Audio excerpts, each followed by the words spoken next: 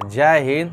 आज हम Delhi services bill को समझने वाले हैं, जिसके कारण दिल्ली में हुए राजनीतिक घमासान युद्ध पॉलिटिकल पावर को समझने वाले हैं। इस बिल को समझने से पहले हमें शुरू से शुरू करना होगा। आपको तो पता ही होगा, भारत की राजधानी दिल्ली से पहले कोलकाता हुआ करता था, लेकिन बाद में ब्रिटिश एम्पायर ने दिल्ली को राजधानी बनाया। और थोड़ा हिस्ट्री में जाएंगे तो दिल्ली ही राजधानी हुआ करता था। मोटा मोटी समझेंगे तो दिल्ली बहुत ही स्पेशल है, खास करके पॉलिटिकल पावर के नजरिए से। 1956 में इसे यूनियन टेरिटरी बनाया गया था। दिल्ली अपने आप में एक स्पेशल स्टेटस रखता है और इसको स्पेशल स्टेटस देता है आर्टिकल 239A। आपको तो पता ही होगा, दिल्ली एक तरफ यूनियन टेरिटरी है तो दूसरी तरफ इसमें सरकार भी होती है, इसलिए ये बहुत ही स्पेशल है। 1991 में 69 कॉन्स्टिट्यूशनल अमेंडमेंट एक्ट 239AA के तहत इसे स्पेशल स्टेटस दिया गया था। इस आर्टिकल के तहत दो चीजें सामने आती है। दिल्ली एक यूनियन टेरिटरी है जिस पर कंट्रोल सेंट्रल गवर्नमेंट के LG के द्वारा होता है। साथ ही साथ दिल्ली में लेजिस्लेटिव असेंबली यानी विधानसभा होता है, और जब विधानसभा होता है तो इलेक्शन होता है, CM होते हैं। तो आपको समझ में आ गया होगा, दिल्ली में डुअल गवर्नमेंट कॉन्सेप्ट है। एक सेंट्रल गवर्नमेंट के द्वारा LG कंट्रोल करता है तो दूसरी तरफ दिल्ली से चुनी हुई सरकार कंट्रोल करती है। अब बात आती है किसके पास कौन सा कंट्रोल होगा, कौन ज्यादा पावरफुल होगा।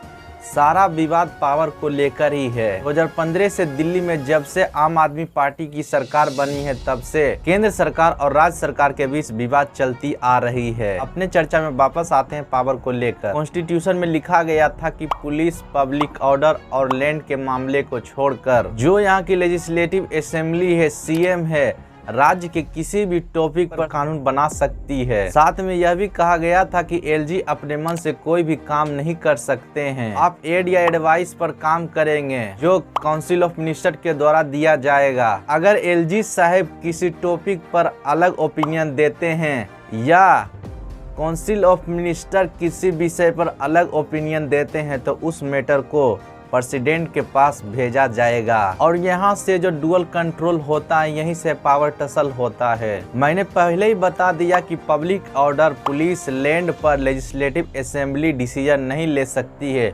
लेकिन सारा मामला, सारा कॉन्फ्लिक्ट सर्विसेज को लेकर आया है। आपको तो पता ही हो कि दिल्ली में IAS IPS होते हैं, तो इनका ट्रांसफर, इसका अपॉइंटमेंट और इन पर कंट्रोल किसका होगा, क्या ये LG के पास होगा या काउंसिल ऑफ मिनिस्टर के पास होगा, यही सबसे बड़ा बवाल शुरू होता है। 2019 में सुप्रीम कोर्ट के द्वारा कहा गया था कि ऐसा जजमेंट आया था कि एक ने कहा था LG के पास कंट्रोल होना चाहिए, तो एक ने कहा था कि राज्य सरकार के पास कंट्रोल आना चाहिए। फिर मामला दोबारा डाला गया, जिसके बाद मई 2023 में जजमेंट दिया गया, जिसके अंतर्गत कहा गया कि सर्विस का पावर दिल्ली सरकार के पास होगा। साथ ही उसमें यह भी कहा गया था सुप्रीम कोर्ट के द्वारा कि पार्लियामेंट कोई भी लॉ बना सकती है चीजों को क्लेरिफाई करने के लिए, सुटेबल बनाने के लिए। तो इस जजमेंट को काउंटर करने के लिए, चीजों को क्लेरिफाई करने के लिए एक ऑर्डिनेंस लाया जाता है। आपको बता दें, ऑर्डिनेंस को 6 वीक के अंदर पास कराना होता है। इस मॉनसून सत्र में ऑर्डिनेंस को बिल के रूप में पेश किया गया, जिसके बाद लोकसभा, राज्यसभा से यह बिल पास हो गया है। अब दिल्ली सर्विसेज पर LG का पावर होगा, LG के अंदर IAS IPS का कंट्रोल होगा।